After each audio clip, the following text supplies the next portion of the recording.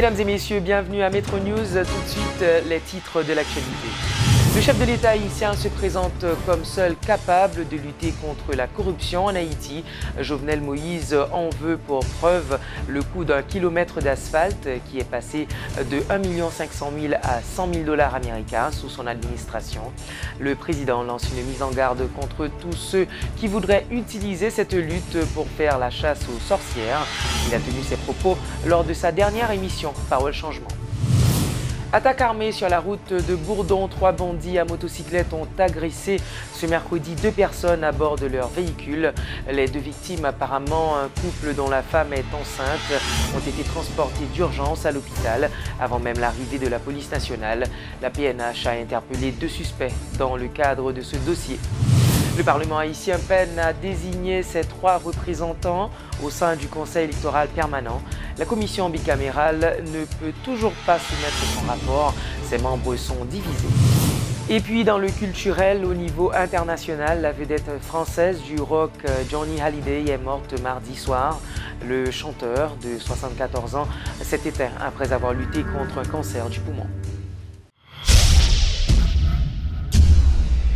Metro News vous est apporté par Haytrack, l'esprit bâtisseur, et Inoto SA, concessionnaire des véhicules Toyota. L'huile mobile, c'est qualité et performance qui fait partie de toute activité que nous entreprenons chaque jour dans la vie.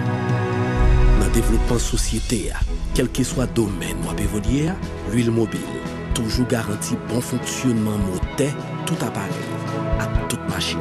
Les papes jamais la guerre en route. Et ses partenaires à 100%. L'huile mobile pour moteur, dirait plus longtemps. Chaque continent, chaque pays, chaque route est différente. Derrière chaque virage, une nouvelle aventure vous attend. Toutes les routes nécessitent une attention particulière. C'est pourquoi, achetez votre Toyota chez un distributeur officiel. Vous obtenez un véhicule fabriqué spécifiquement pour votre pays. Un service après-vente spécialisé. And genuine spare parts that will make your investment and vehicle perform to the maximum.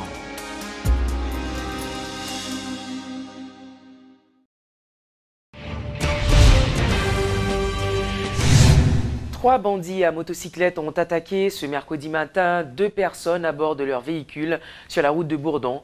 L'attaque s'est produite vers 10 h. Les malfrats ont criblé de balles la Hyundai Tucson que conduisait l'une des victimes et ont récupéré un paquet avant de prendre la fuite. Selon un témoin interrogé par Métropole, l'un des bandits lui a volé sa moto afin de quitter les lieux en vitesse. Les 2 victimes, apparemment un couple dont la femme est enceinte, ont été transportées d'urgence à l'hôpital. La police nationale annonce avoir procédé à l'interpellation de 2 suspects suite à l'attaque perpétrée sur le couple à Bourdon. Selon l'inspecteur Gary Desrosiers, un policier serait impliqué dans ce dossier. Davidson Sius, agent 1 affecté à la BIM, est actuellement gardé à vue. Ce dernier était déjà en instance de révocation pour son implication présumée dans un homicide en juillet 2016. Suite à l'enquête diligentée par l'inspection générale de la PNH, sa révocation a été recommandée, informe le porte-parole adjoint de la police.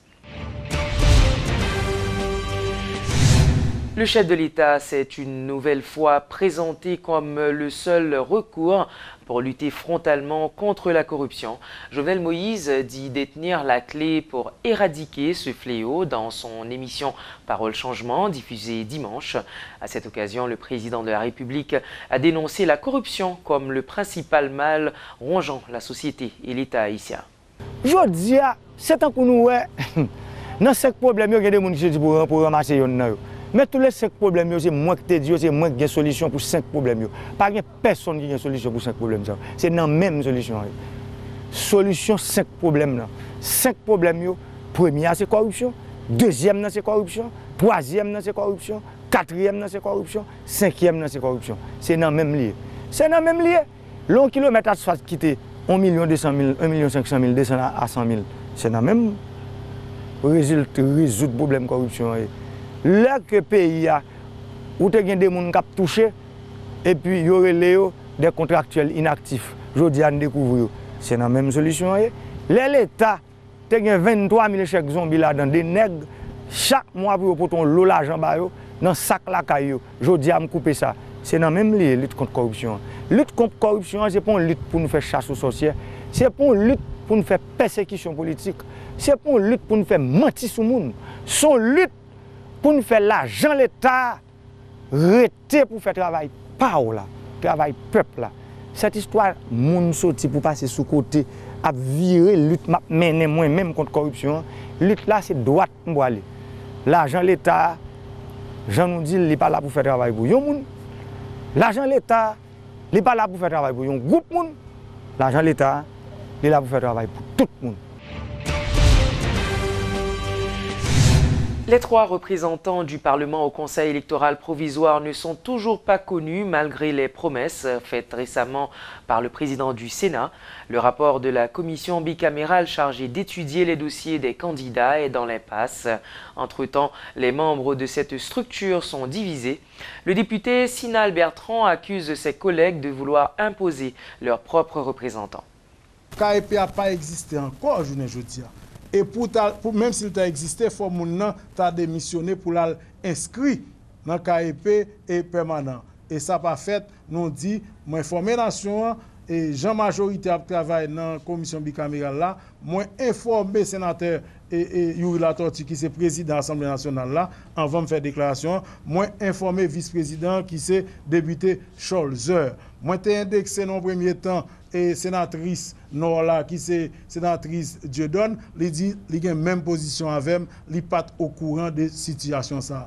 Je veux dire me penser et tout le monde dans force là, faut caler géo, griller géo sous sénateur Lambert qui dans complot avec ensemble députés qui dans majorité qui dans commission bicamérale là pour nous empêcher situation ça. Moi-même moi pas gen monde qui candidat. N'importe monde qui venir journée jodia vinn dans KEP permanent bien que li inopportun jodia mais n'a continuer travail. Faut que chaque monde qui c'est un postulant ou gen chance ou même genre tout le monde. Sénateur Lambert nèg yo pas ka gen monde dans poche yo. Je jodia.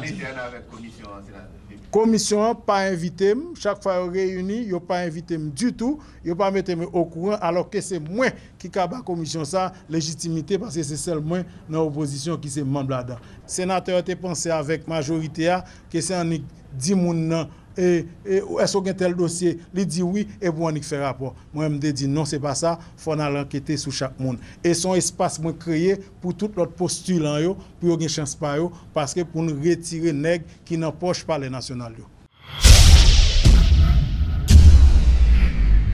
Les travaux de réhabilitation de la piste de l'aéroport international Toussaint-Louverture seront repris à partir de la semaine prochaine. Un accord de supervision a été paraphé ce mercredi entre l'État haïtien via le ministère des Travaux publics et la firme française ADP Ingénierie. Les concernés ont donné la garantie que cette démarche n'aura aucun impact sur le programme des vols habituels. Ces travaux, dont le coût total est estimé à 22 millions de dollars, sont financés par la Banque interaméricaine de développement à hauteur de 17 millions. Ce projet qui commençait depuis 2015, qui était en suspension peut-être des firmes de surveillance et avec DSNA Services, connaissons une nouvelle firme qui va faire surveillance là. Donc depuis le mois dernier, novembre, on a commencé la présence et mobilisation et Razelbeck et Rob et fils qui commencent à gagner équipement, mais c'est à partir de lundi que nous allons commencer à travailler effectivement sous piste en lui-même. Au niveau de finances, c'est surtout au niveau du ministère tout, même on doit confirmer que pas de valeur sur ça. Et c'est très important, il faut que nous ayons une piste. On fait qu'on longueur piste là, pas de problème, mais c'est largeur piste là qui part dans les normes internationales. Et bon, j'en dis ce projet qui sont finis en septembre, donc à partir de septembre, nous avons une piste qui répond à la norme internationale. Est-ce que c'est l'État qui paye tout 22 millions? Est-ce que BID participe tout? Moi, ça, je ne pas monter ça. Nous-mêmes, au niveau de l'OFNAC, c'est tout simplement l'autorité de surveillance. Et nous ne pas entrer dans l'affaire de finance. Il n'est pas impacté graphique. C'est des travaux qui vont le faire à partir de 8h du soir. À partir de 8h du soir, piste l'enfermée jusqu'à 6h du matin. Normalement, nous pas d'activité le soir de toutes les façons. Le dernier vol qui est parti là, c'est un vol qui est parti à 7h30, c'est pas de problème, et pas d'avion qui arrive à 6h du matin non plus. Donc il n'est pas supposé impacter l'opération commerciale ou aucune opération privée. Le parquet de Port-au-Prince et l'Office de protection du citoyen veulent décongestionner le pénitencier national. Des prisonniers qui sont soit en détention préventive prolongée ou qui ont purgé leur peine seront bientôt libérés. L'annonce a été faite ce mercredi lors d'une visite dirigée par l'OPC dans l'objectif d'évaluer la situation des détenus et d'explorer des pistes de solutions liées à la détention. Cette décision entre dans le cadre d'un programme spécial de lutte contre la surpopulation carcérale à l'occasion des fêtes de fin d'année. Ce n'est pas trop fort si nous avons considéré l'espace ça que les pénitenciers nationaux là, c'est comme une écurie. C'est-à-dire, en bon créole, c'est côté regarder pas monde, mais regarder bête. Donc, tellement conditions inacceptables. Donc, au regard des droits de l'homme, au regard des principes internationaux en matière de droits monde, eh bien, pénitencier national, situation inacceptable. Inacceptable pour plusieurs raisons. Ou gagne un espace qui était créé pour héberger environ près de 800 à 1000 personnes. Eh bien, journée aujourd'hui, il y a plus que 4200 et quelques personnes. Dans la date 6 décembre 2017. Et dans 4200 personnes, il y a environ moins que 400 personnes qui sont condamnées. Ou jeunes des personnes qui ont fait la prison préventive prolongée, c'est-à-dire qui sont dans la prison, qui ne peuvent jamais juger, c'est grave, c'est inacceptable. Et c'est peut-être ça que nous-mêmes, en tant que protecteurs du citoyen, nous décidons de développer un partenariat, une collaboration avec les autres autorités étatiques de ce pays. Au niveau du parquet, au niveau de l'Office de la protection du citoyen, de concert avec la direction de l'administration pénitentiaire nationale, et ceci au plus haut niveau de l'État, ministère de la Justice, au niveau du pouvoir exécutif, pour être capable de prendre des mesures de clémence ou bien en faveur de bonnes qui condamnés conformément à la loi. Mais en ça, l'important, nous allons demander tout, nous allons voir dans quelle mesure pour que nous ne prenions pas la main. L'Académie nationale de police a organisé ce mercredi une journée de réflexion sur le thème « Non à la violence faite aux femmes et aux filles ». Dans le cadre de cette activité, de nouvelles stratégies de lutte contre ce phénomène ont été définies. Les violences faites aux femmes et aux filles ne cessent de susciter des débats au sein de presque tous les secteurs de la vie nationale. En effet, une journée de réflexion s'est tenue ce mercredi à l'Académie nationale de police pour dire non à ce phénomène. À cette occasion, les agents de la PNH ont renouvelé leur engagement à lutter contre cette forme de violence, ce que confirme le directeur de l'Académie, le commissaire divisionnaire Francine Moreau. C'est une façon pour mettre les différents acteurs ensemble, pour nous capables de brasser l'idée et permettre qu'il y ait des pistes de solutions qui dégagent et pour nous capables d'avoir une meilleure approche dans le cadre des combats qu'on a menés contre la violence qu'a faite sur les femmes avec Tifi.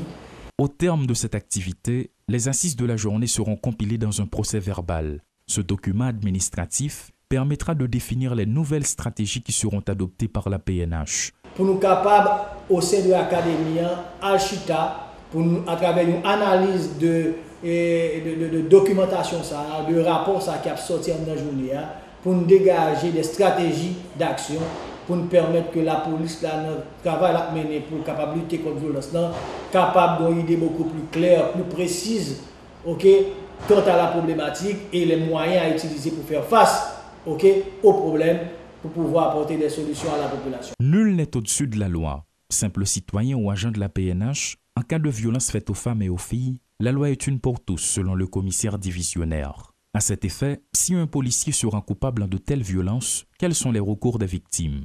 Francine Moreau fait le point. Moun qui victime, porte commissariat ouvert, ou commander pour avec responsable commissariat et puis pour porter plainte. Si par malheur, ou tu as estimé que plainte ou victime n'est pas suffisamment prise en considération, ou gagne possibilité encore pour monter plus haut pour aller vers direction départementale côté commissariat ça y est. Si pas au niveau de la direction départementale, l'affaire n'est pas traitée ou bien n'est pas traitée à votre satisfaction, ou qu'à remonter à l'inspection générale de la police nationale. La police nationale veut s'ériger définitivement comme le défenseur des droits des femmes et entend prendre des dispositions pour que la violence diminue. L'engagement est louable, mais s'il n'est pas suivi d'actions concrètes, il risque de rester lettre morte. Le concessionnaire Sonauto annonce le lancement d'une opération de remplacement des airbags sur les véhicules Honda. À cet effet, une équipe de 10 techniciens étrangers est d'ores et déjà à la disposition de la clientèle afin d'opérer les changements imposés par le constructeur. Les véhicules de 2001 jusqu'à 2011 sont concernés par cette mise à jour de ces deux accessoires de protection. Daniel Rousier souligne que ce service est totalement gratuit. De plus, le propriétaire de la voiture se verra remettre 2 bons d'achat, dont l'un servant à couvrir les frais de déplacement occasionnés par ces réparations. Gonfler airbag là, c'est petit pièce ça qu'on là. Il y a une espèce de sac en dedans et sac là, il y a comme de la poudre à canon. Une fois que la machine a frappé devant, il y a une commande électronique qui fait que il gonfler pour lui empêcher de frapper figure soit sous volant, soit dans vite là pour que li pas ta blessé. Malheureusement avec pièce ça comme on ka ouais après un temps il vient rouiller, le sac là déplacé, il a tendance casser fer là. Donc au lieu ces sac là seulement qui viennent joindre nous, gen morceau fait qui viennent joindre tout. Donc pour que ou pas blessé, faut que nous changer ça. Donc ça c'est li dans mi-temps volant, n'a changer rapidement, ça c'est li qui sous côté pour passager. Tous les deux ont problème rouille là. Donc, comme on a découvert qu'il y a un problème là, il a décidé de changer tout. Donc, que vous achetez machine dans son auto ou pas, de moment que Honda qui fait en 2001 et 2011 côté acheté en Haïti, 2001 et 2011 côté acheté en dehors d'Haïti, n'a changé le gratis pour vous. C'est tout pour aujourd'hui, mesdames et messieurs. À très bientôt pour une autre édition de Metro News.